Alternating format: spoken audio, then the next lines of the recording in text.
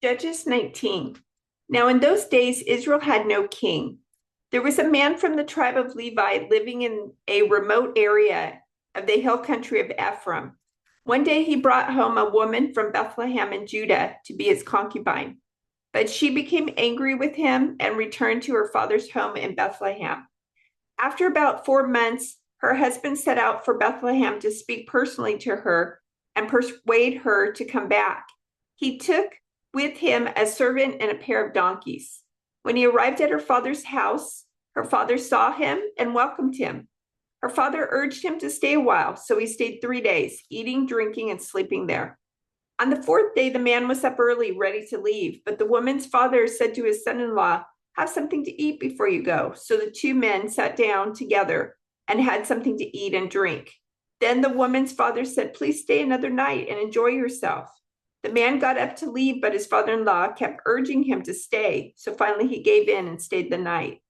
On the morning of the fifth day, he was up early again, ready to leave. And again, the woman's father said, "Have something to eat, then you can leave later this afternoon." So they had another day of feasting. Later, as the man and his concubine and servant were preparing to leave, his father-in-law said, "Look, it's almost evening. Stay the night and enjoy yourself. Tomorrow you can get up early and be on your way." But this time, the man was determined to leave. So he took his 2 saddled donkeys and his concubine and headed in the direction of Jebus, that is Jerusalem. It was late in the day when they neared Jebus, and the manservant said to him, "Let's stop at this Jebusite town and spend the night there." "No," his master said, "we can't stay in this foreign town where there are no Israelites. Instead, we will go on to Gibeah. Come on, let's try to get as far as Gibeah or Ramah, and we'll spend the night in one of those towns." So they went on. The sun was setting as they came to Gibeah, a town in the land of Benjamin. So they stopped there to spend the night. They rested in the town square, but no one took them in for the night. That evening, an old man came home from his work in the fields. He was from the hill country of Ephraim, but he was living in Gibeah, where the people were from the tribe of Benjamin. When he saw the travelers sitting in the town square, he asked them where they were from and where they were going. "We have been in Bethlehem in Judah," the man replied. "We are on our way to a remote area in the hill country of Ephraim, which is my home. I traveled to Bethlehem, and now I'm returning home. But no one has taken us in for the night, even though we have everything we need. We have straw and feed for our donkeys, and plenty of bread and wine for ourselves." "You are welcome to stay with me," the old man said. "I will give you anything you might need. But whatever you do, don't spend the night in the square." So he took them home with him and fed the donkeys. After they washed their feet, they ate and drank together. While they were enjoying themselves, a crowd of troublemakers from the town surrounded the house. They began beating at the door and shouting to the old man, "Bring out the man who is staying with you so we can have sex with them." The old man stepped outside to talk to them. "No, my brothers, don't do such an evil thing, for this man is a guest in my house, and such a thing would be shameful. Here, take my virgin daughter and this man's concubine. I will bring them out to you, and you can abuse them and do whatever you like, but don't do such a shameful thing to this man." But they wouldn't listen to him. So the Levite took hold of his concubine and pushed her out the door. The men of the town abused her all night, taking turns raping her until morning. Finally, at dawn, they let her go. At daybreak, the woman returned to the house where her husband was staying. She collapsed at the door of the house and lay there until it was light. When her husband opened the door to leave, there lay his concubine with her hands on the threshold. He said, "Get up, let's go." But there was no answer. So he put her body on its donkey and took her home. When he got home, he took a knife and cut his concubine's body into 12 pieces. Then he sent one piece to each tribe throughout all the territory of Israel. Everyone who saw it said, "Such a horrible crime has not been committed in all the time since Israel left Egypt. Think about it. What are we going to do? Who's going to speak up?" Then all the Israelites were united as one man, from Dan in the north to Beersheba in the south, including those from across the Jordan in the land of Gilead. The entire community assembled in the presence of the Lord at Mizpah. the leaders of all the people and all the tribes of Israel, 400,000 warriors armed with swords, took their positions in the assembly of the people of God. Word soon reached the land of Benjamin that the other tribes had gone up to Mizpah. The Israelites then asked how this terrible crime had happened. The Levite, the husband of the man who had been murdered, the Levite, the husband of the woman who had been murdered, said, "My concubine and I came to spend the night in Gibeah, a town that belongs to the people of Benjamin. That night, some of the leading citizens of Gibeah surrounded the house, planning to kill me, and they raped my concubine until she was dead. So I cut her body into 12 pieces and sent the pieces throughout the territory assigned to Israel, for these men have committed a terrible and shameful crime. Now then, all of you, the entire community of Israel, must decide here and now what should be done about this." And all the people rose to their feet in unison and declared, "None of us will return home, not even one of us. Instead, this is what we will do to Gibeah. We will draw lots to decide who will attack it. 1/10 of the men from each tribe will be chosen to supply the warriors with food, and the rest of us will take revenge on Gibeah of Benjamin for the shameful thing they have done in Israel." So all the Israelites were completely united, and they gathered together to attack the town. Israelites sent messengers to the tribe of Benjamin, saying, "What a terrible thing has been done among you. Give up those evil men, those troublemakers from Gibeah, so we can execute them and purge Israel of this evil."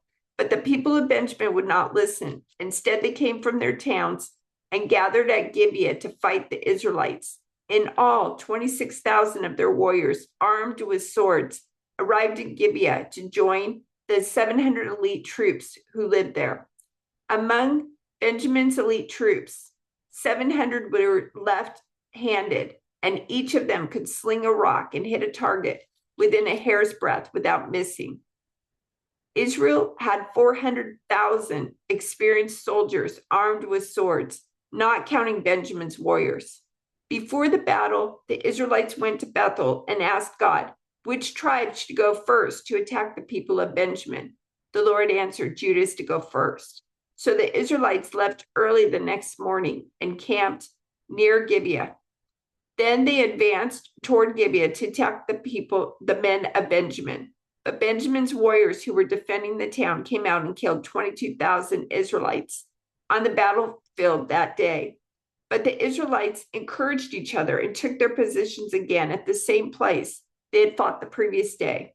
For they had gone up to Bethel and wept in the presence of the Lord until evening. They had asked the Lord, "Should we fight against our relatives from Benjamin again?" And the Lord had said, "Go out and fight against them." So the next day they went out again to fight against the men of Benjamin. But the men of Benjamin killed another 18,000 Israelites, all of whom were experienced with the sword. Then all the Israelites went up to Bethel and wept in the presence of the Lord and fasted until evening. They also brought burnt offerings and peace offerings to the Lord.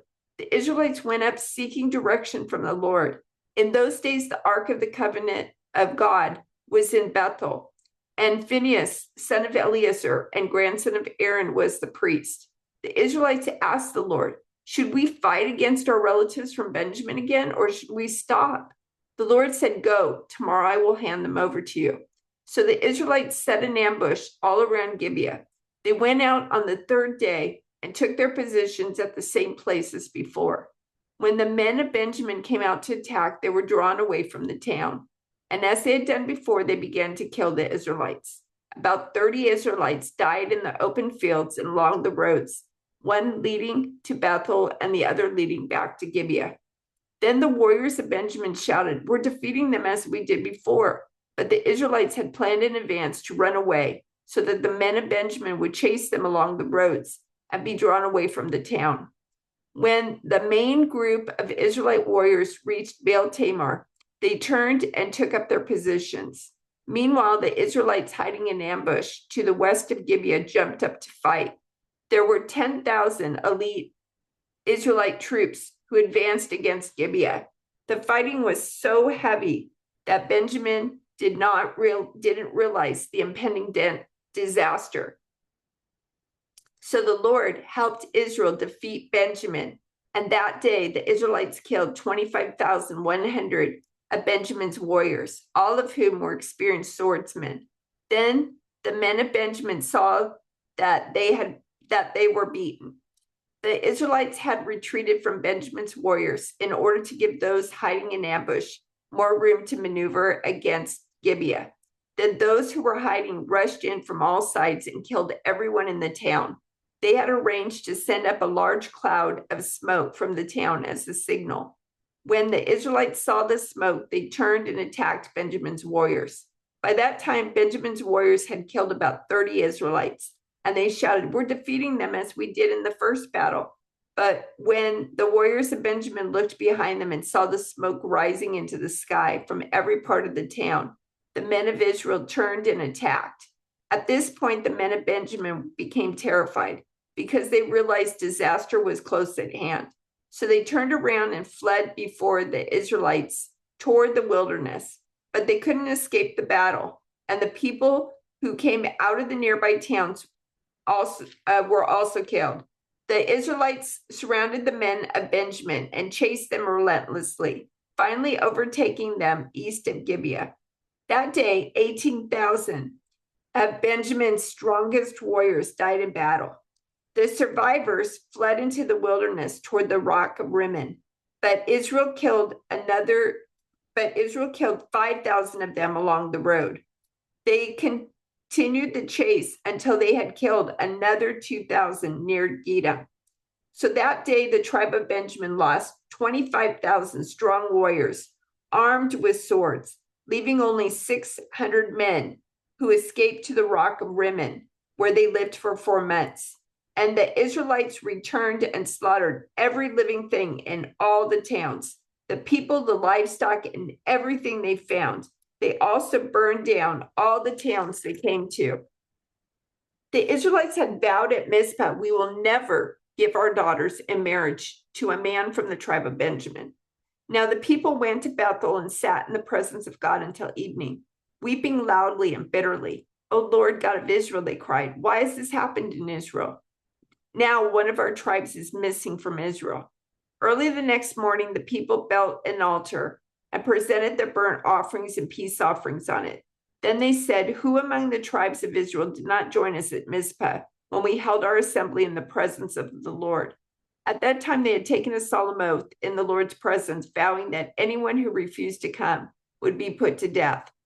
The Israelites felt sorry for their brother Benjamin and said, "Today, one of the tribes of Israel has been cut off. How can we find wives for the few who remain, since we have sworn by the Lord not to give them our daughters in marriage?" So they asked, "Who among the tribes of Israel did not join us at Mizpah when we assembled in the presence of the Lord?" And they discovered that no one from Jabesh Gilead had attended the assembly. For after they counted all the people, no one from Jabesh Gilead was present. So the assembly sent 12,000 of their best warriors to Jabesh Gilead with orders to kill everyone there, including women and children. "This is what you are to do," they said, "completely destroy all the males and every woman who is not a virgin." Among the residents of Jabesh Gilead, they found 400 young virgins who had never slept with a man, and they brought them to the camp at Shiloh in the land of Canaan. The Israelite assembly sent a peace delegation to the remaining people of Benjamin who were living at the rock of Rimmon. Then the men of Benjamin returned to their homes, and the 400 women of Jabesh Gilead who had been spared were given to them as wives. But there were not enough women for all of them. The people felt sorry for Benjamin because the Lord had made this gap among the tribes of Israel. So the elders of the assembly asked, "How can we find wives for the few who remain, since the women of the tribe of Benjamin are not wiped out? Since the women of the tribe of Benjamin are dead, there must be heirs for the survivors so that the entire tribe of Israel is not wiped out. But we cannot give them our daughters in marriage because we have sworn with a solemn oath that anyone who does this will fall under God's curse." Then they thought of the annual festival of the Lord held in Shiloh, south of Lebanon and north of Bethel, along the east side of the road that goes from Bethel to Shechem. They told the men of Benjamin, who still needed wives. Go and hide in the vineyards. When you see the young women of Shiloh come out for their dances, rush out from the vineyards, and each of you can take one of them home to the land of Benjamin to be your wife. And when their fathers and brothers come to us and protest, we will tell them, please be sympathetic. Let them have your daughters, for we didn't find wives for all of them when we destroyed Jabesh Gilead. And you were not guilty of breaking the vow, since you did not actually give your daughters to them in marriage. So the men of Benjamin did as they were told. Each man caught one of the women as she danced in the celebration and carried her off to be his wife. They returned to their own land, and they rebuilt their towns and lived in them. Then the people of Israel departed by tribes and families, and they returned to their own homes. In those days, Israel had no king. All the people did whatever seemed right in their own eyes.